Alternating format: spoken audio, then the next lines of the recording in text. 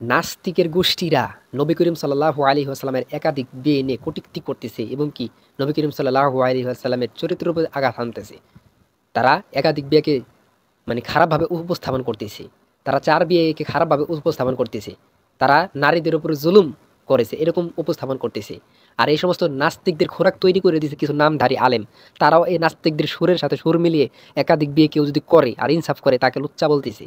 বহুত আলেম এরকম আছে লুচ্চা বলতেছে। তার মানে এইসব নামধারী আলেমরা নাস্তিকদের যেই বয়ান এই বয়ানের খোরাক তৈরি করে দিচ্ছে, দলিল তৈরি করে দিচ্ছে এই নামধারী আলেমরাই। কিছু কিছু তারাও দিয়ে একাধিক বিয়ে নিয়ে কটূক্তি করে অনেক আলেম। আল্লাহ পাক রব্বুল আলামিন কি আপনাদের থেকে কম বুঝেছেন নাকি বেশি বুঝেছেন? আল্লাহ পাক রব্বুল আলামিন বেশিই জানেন।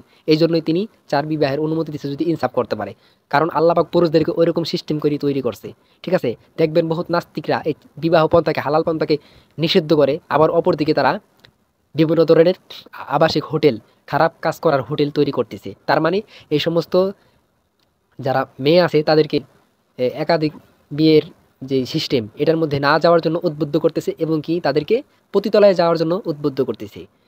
আবারও দেখবেন যে পুরুষরা যেন একাধিক বিয়ে না করে এই জন্য দেখবেন তারা যে এটাকে বন্ধ করার জন্য চক্রান্ত করতেছে এবং চাচ্ছে যে সমস্ত পুরুষরা একাধিক বিয়ে করতে পারে না তারা যেন হোটেলে যায়, হোটেলে যায় এই সমস্ত নারীদের সাথে যেন জেনা করে টাকার বিনিময়ে। তার মানে একদিক দিয়ে তারা বিবাহ একাধিক বিবাহকে বন্ধ করার চক্রান্ত করতেছে, আরেক দিক দিয়ে হোটেল খুলে দেওয়ার চক্রান্ত করতেছে। তার মানে তারা মানে জেনাকে উদ্বুদ্ধ করতেছে এবং জেনা করার আহ্বান করতেছে।